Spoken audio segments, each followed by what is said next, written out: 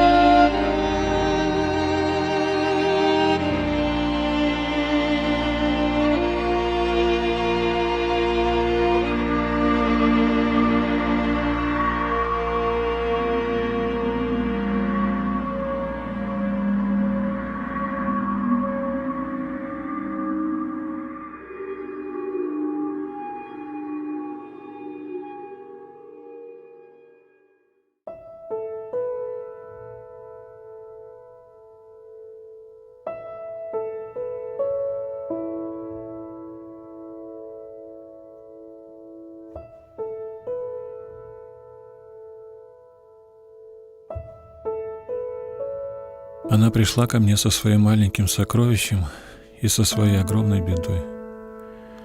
Совсем еще молодая женщина, хрупкая, растерянная, так и не сумевшая за 7 лет привыкнуть примириться со своей бедой. Ее судьба держала ее за подол. Маленький доуненок, смешной и в то же время печальный. Вот уже 7 лет не отпускавший мамину пуповину. Его мир мерился длиной ее подола. Маленький слоненок, держащий маму за хвостик. Он следовал по миру, как ее тень, ни на шаг не отставая и не перегоняя. Она не задавала вопрос «почему?», «почему это со мной?». Она просто пришла располовинить со мной свое горе, ища сочувствия, поддержки. Миленькая моя хорошая, в том, что сейчас с тобой происходит, есть и свое благо, своя добрая сторона. Дети других мам прекрасные, здоровые карапузы, радующие своих родителей здоровьем, красотой, сообразительностью, со временем станут расти, взрослеть, изменяться, отходить от своих родителей не только пространственно, но и мировоззренчески. Начнут доставлять своим мамам не только радости, но и хлопоты, пропадая где-то ночами, делая ошибки, может быть, даже и преступления. Твой же Дауненок будет всегда с тобой и всегда тем же малышом. Они не взрослеют. Дауны — вечные дети, и ты вечная мама маленького ребенка. В том-то и проблема, что я не вечная. Если когда-то я постарею и умру, его отдадут в детдом, я не могу об этом даже думать, у меня разрывается сердце. Какая же это была мама! Умница, красавица моя! Когда наши детдома переполнены отказниками, даже здоровыми детьми, она и думать не хотела о том, что ее больной малыш может быть не с ней, может жить в детском доме. Все мамы разные, но у всех есть одно общее, заложенное Богом привязанность к своему малышу. И чтобы его отдать, нужно перебороть свою природу, убедить себя, что это нужно. Что Даун, он ведь не понимает. Нет, нет и нет. Никогда не соглашусь с этим. Понимают все, пусть не в области интеллекта, где-то в душе более глубоко, тонко, но у всех есть свое мировоззрение, свой мир. Я не люблю слово «дураки», когда его употребляют по отношению к этим детям. Оно неправильное, неточное. Они не дураки, они другие, не такие, как мы. Бывает, что у ребенка потеряно зрение, в этой области он ущербнее нас, но при отсутствии зрения у него обостряются другие чувства – слух, тактильное восприятие. У деток, страдающих рассудочными патологиями, страдает интеллект, но обостряется сердце, интуиция. Они мыслят не рассудком, а впечатлениями. Иногда наивно, но очень чутко. Они совсем не дураки. Они другие.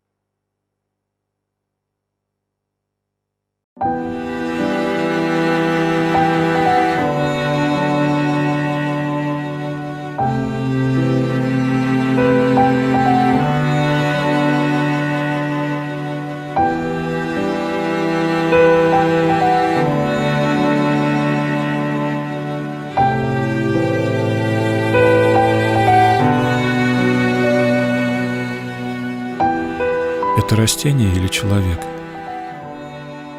Он все время лежит и смотрит внутрь себя. Он не ходит, не сидит, не поворачивается с боку на бок, не зовет сестру. Он лежит. Но он не растение.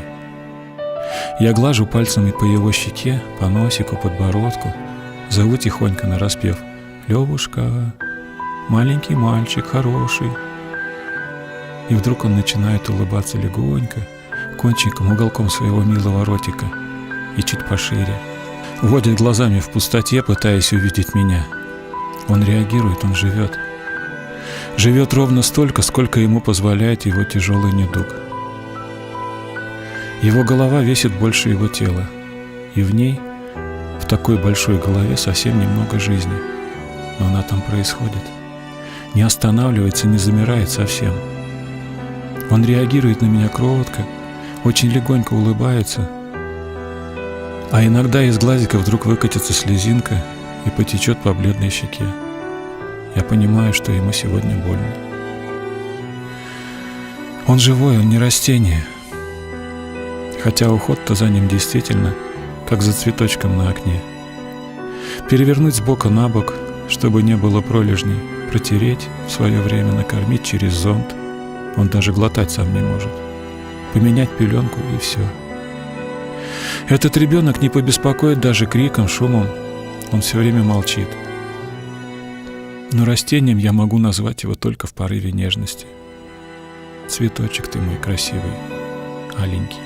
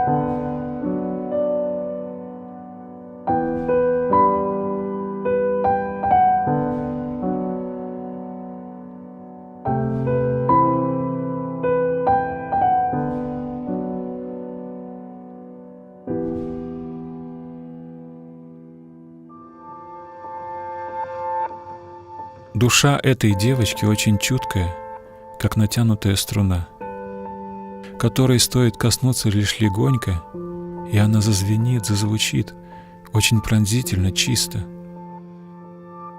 Может быть, это от глубокой скорби, которую она несет всю свою детскую жизнь. Нерв ее сердца оголен настолько, что она чувствует, я бы сказал, не в полтона, а в четверть тона, 1/8. Поэтому мне с ней нужно быть очень деликатным, чтобы, не дай Бог, не ранить неосторожно. Она любит, когда я ей пою, и сама подпевает. Но песня ее эмоционально волнует, и иногда она начинает плакать. Не от того, что ей плохо, просто ее чуткое сердце так реагирует. Нянечки в таких случаях беспокоятся и просят прекратить такую форму нашего общения. Но она очень ждет и хочет. И поэтому в очередной мой приезд она таращит свои глаза в коридор, туда, где я, ждет, что вдруг он зайдет, присядет на краешек кровати, погладит по голове, и мы с ней запоем. А она мужественно будет сдерживать слезы и говорить нянечке: «Я не плачу, нет, я не плачу, я молодец, у нас все хорошо, мы поем». Вообще они очень сильные и мужественные люди, очень терпеливые и благодарные. Но, конечно, и у них бывают минуты отчаяния. Однажды Сашка, который рисует зубами, потому что у него не работают ни руки, ни ноги, как-то с болью мне сказал: «За что это нам?»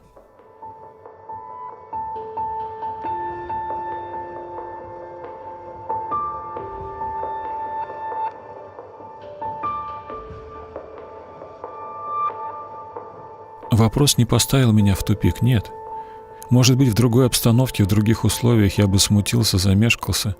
Но здесь, среди них, я не то чтобы знал ответ на его вопрос умом. Я переживал его всем своим сердцем. Очень просто и точно. У него, у Сашки, над кроватью висит икона Христа. Он знает его. И поэтому я сказал мальчику: Бог взял страдания всех людей на себя, потому что в своем эгоизме они стали неспособны страдать, переживать. Но Богу одному нести крест всех людей очень несправедливо. Вы, малыши, невольные мученики, которые несут крест всего мира вместе с Богом. Вам тяжелее всех, но и вы выше всех нас. Может, и мир стоит не тем, что есть великие политики, государственные деятели, а тем, что есть вы, маленькие мученики, взявшие на себя вместе со Христом грехи всего мира и даже ваших родителей, отказавшихся от вас. Вы нас всех спасаете. Мы духовно мертвые, а вы живые, настоящие. Даже при всех ваших уродствах, физических недостатках, я очень горжусь дружбой с вами и даже немножко при вас стесняюсь себя.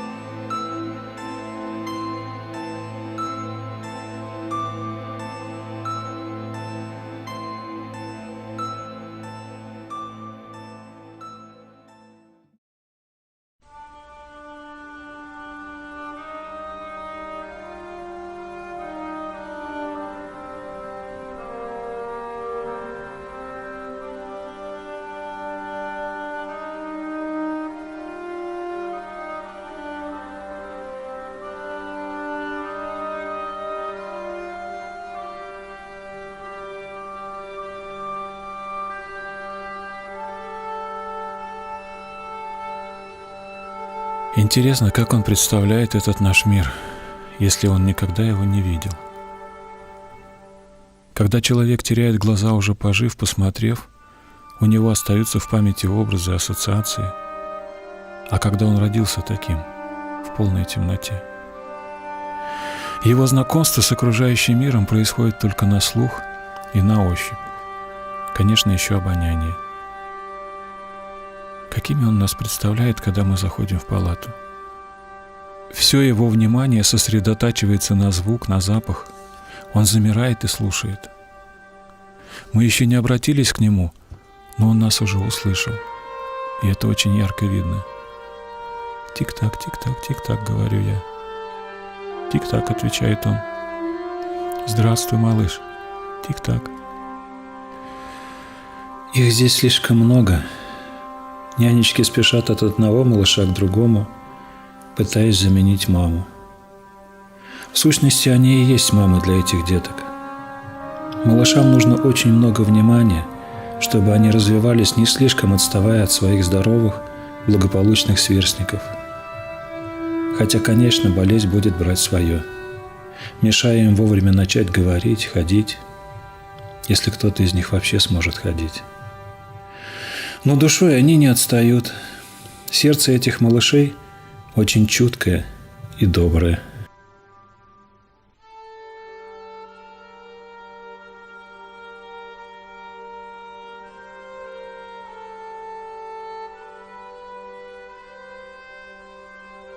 Как нам всем хочется иметь в жизни друга.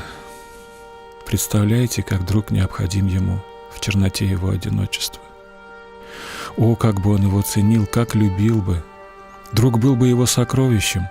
Никаких корыстных целей, совсем немножко. Держать друга за руку, водить своими пальчиками по его лицу, по голове, прислушиваться к нему. Какое это огромное счастье. И в то же время всего-то навсего. Как мало для счастья. Если бы у него была мама, ей было бы с ним совсем не тяжело. Немного ухода. Он послушно сидит в кроватке и терпеливо ждет, когда к нему кто-то подойдет. Очень благородно, воспитанно, без капризов, истерик. Красавец, умница, хороший мальчик.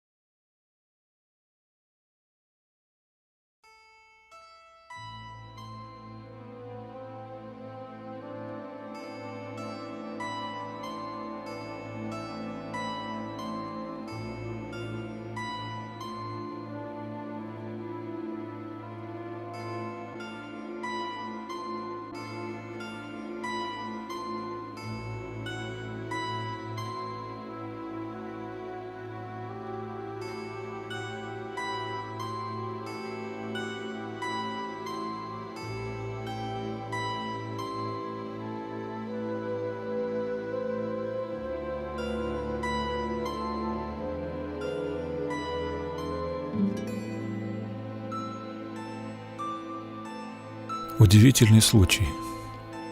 Этот мальчик не видит, не сидит, не говорит.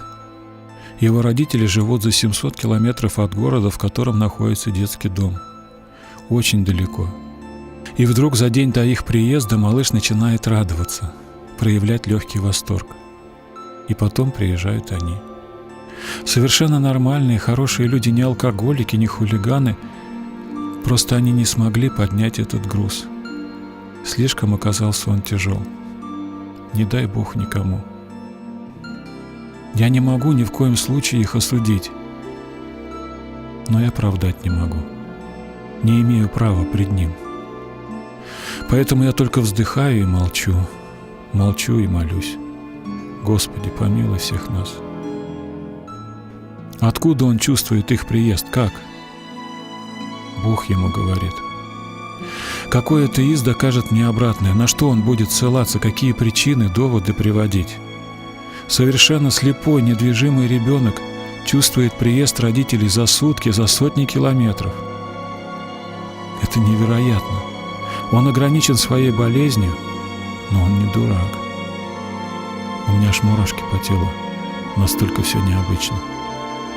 Господи, помилуй всех нас.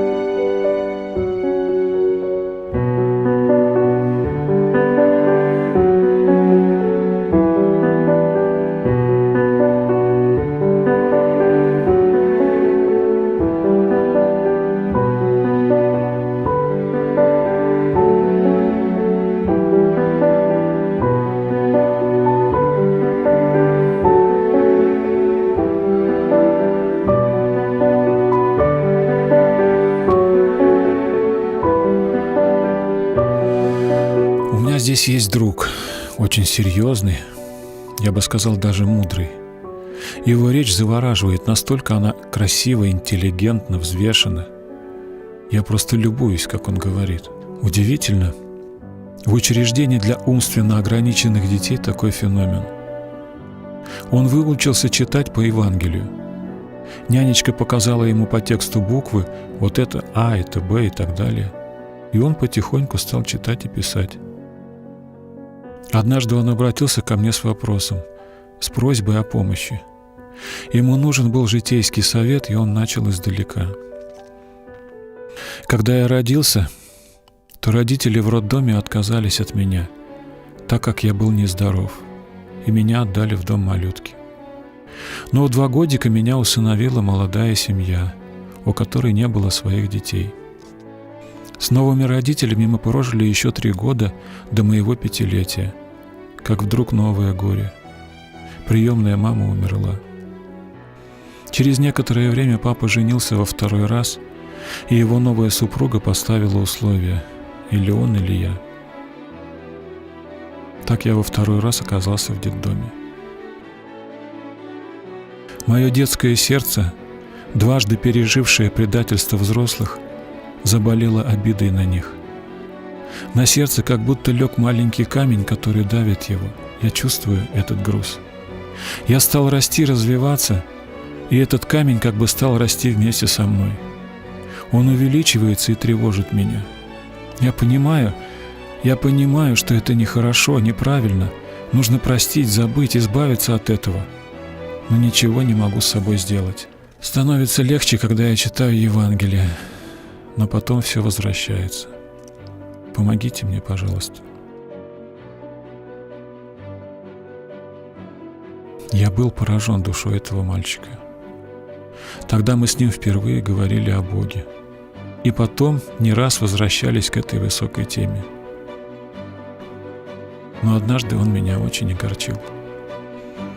В очередной мой приезд парень подполз ко мне, протянул нательный крестик и сказал: «Я больше не верю в Бога, заберите это. Не хочу верить в Бога, который дал мне такую горькую судьбу». Я совсем был не готов к такому повороту в наших отношениях, очень сильно расстроился и только сказал: «Если ты не веришь в Бога, с кем же ты сейчас споришь о своей судьбе?» Конечно, мы остались друзьями. Дружат же не за что-то. Мы продолжали общаться. Я старался понять его скорбь и боль, не отвернулся от него. А недавно он сказал по секрету моей помощнице: «Тетя Оксана, я снова верю в Бога». Я вернулся к нему. Ну и хорошо, и слава Богу. Ты же умный мальчик. Мы очень рады за тебя.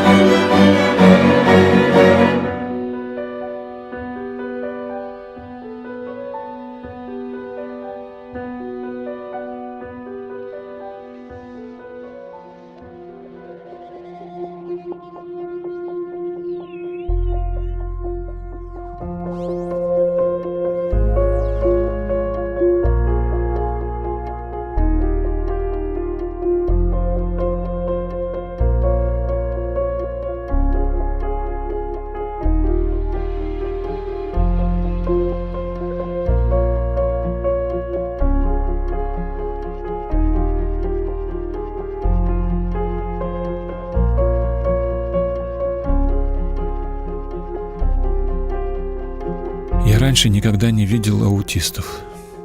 Даже не предполагал, что это за болезнь. На фоне даунов, олигофренов, имеющих яркую печать болезни на своем лице, этот был ангел. Настолько он красив. Огромные голубые глаза, правильные черты лица.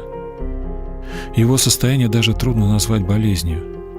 Его инаковость заключается лишь в том, что он умом не среди нас, в каком-то другом мире совсем. Он параллельный, и это очень удивительно.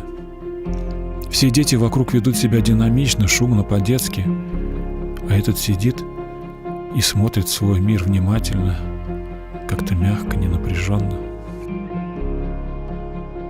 Может быть, за короткое время я не увидел во всей глубине его болезнь, но мне показалось, что этот ребенок не должен доставлять дискомфорта своим родителям.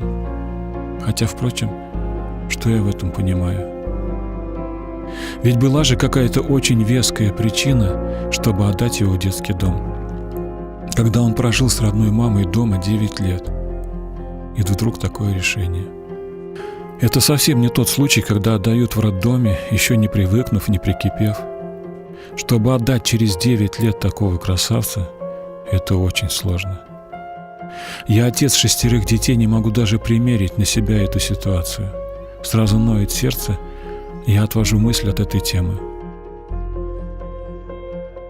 Когда мы приезжаем, он берет мою помощницу Оксану за руку и ведет ее к выходу. Это он думает, что его мама приехала, поясняет воспитателя. Значит, он все же какой-то частью своего сознания здесь, в этом мире. У него остаются понятия «мама» и «дом». Понятия остались, но ни мамы, ни дома.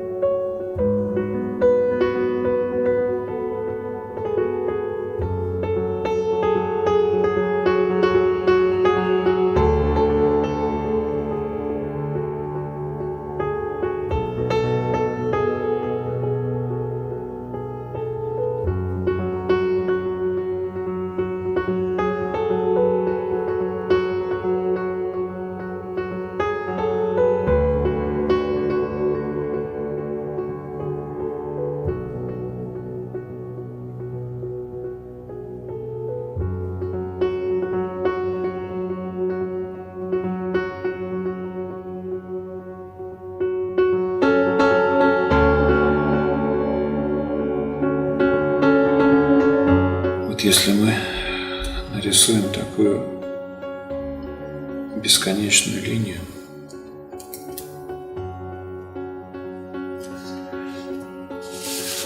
Это линия вечности. И на линии вечности я бы хотел нарисовать нашу жизнь, которая будет выглядеть маленькой точкой. Маленькая точка на бесконечной линии, в которой нет конца. Насколько коротка наша жизнь и какая цена нашей жизни. Если мы вот так будем правильно понимать нашу жизнь, то мы будем ее правильно оценивать, и нас нельзя будет обмануть, как часто обманывают нас близкие, сами себя, наша совесть, когда мы иногда позволяем себе сказать: отдай своего ребенка в детский дом, не губи свою молодость. И это звучит очень так убедительно, объективно. Не губи свою молодость. А сколько продлится твоя молодость? 20-30 лет. И твоя молодость перейдет в старость и подойдет к порогу смерти, на котором, поверьте мне, все люди начинают очень остро переживать то, что они сделали в своей жизни неправильно. Молодость ушла, и нет ее больше. Но очень обостряется чувство от этого неудовлетворения собой, своими поступками в жизни. Я думаю, все наши ошибки связаны с тем, что мы неправильно оценим свою жизнь, даем слишком ей много внимания. Она всего лишь точка на линии вечности. И в заключение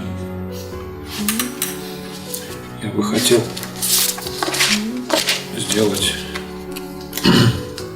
такой итог. Я бы хотел перевести линию вечности из горизонтального положения. Вот так. Пусть она идет вверх.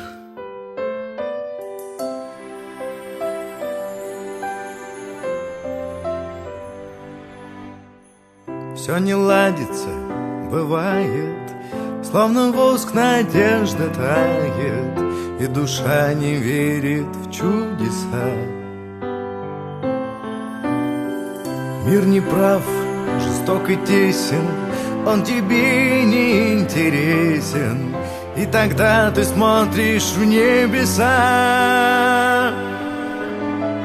В этот миг, сам того не сознавая, ты опять рождаешься на свет.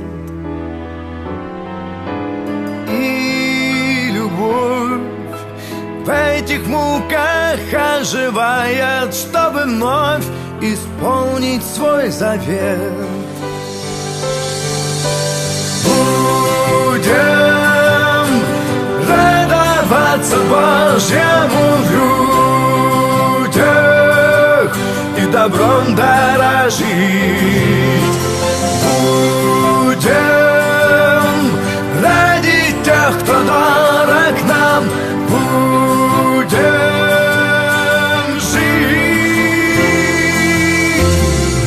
Как доверчиво и тонко видит мир душа ребенка, наделяя жизнью все вокруг.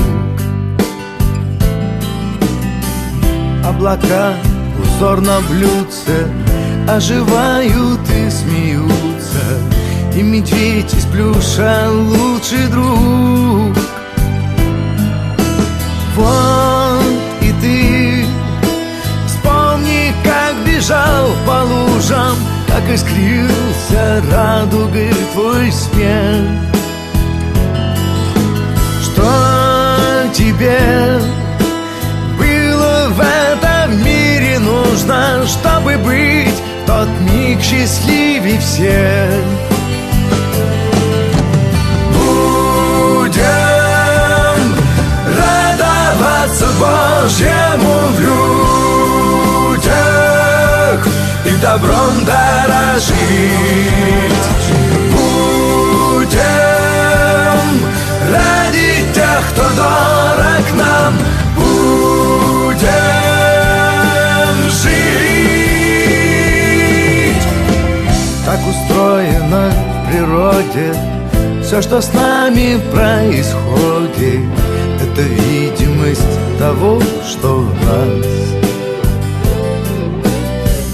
Наши чувства, наши мысли, отразившись в корне выси, это мир, который есть сейчас.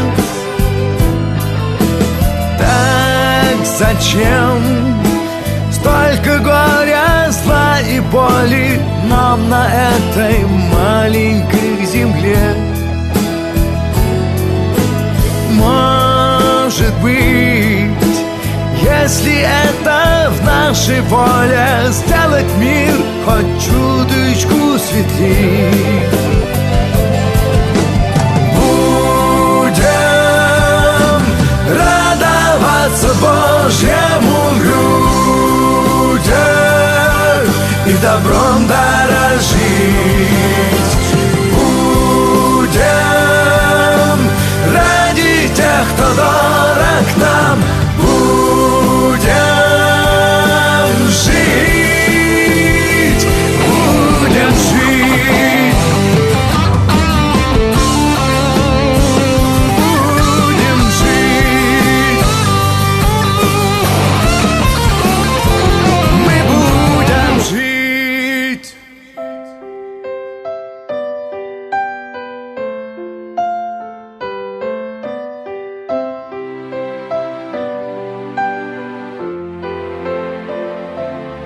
Будем жить.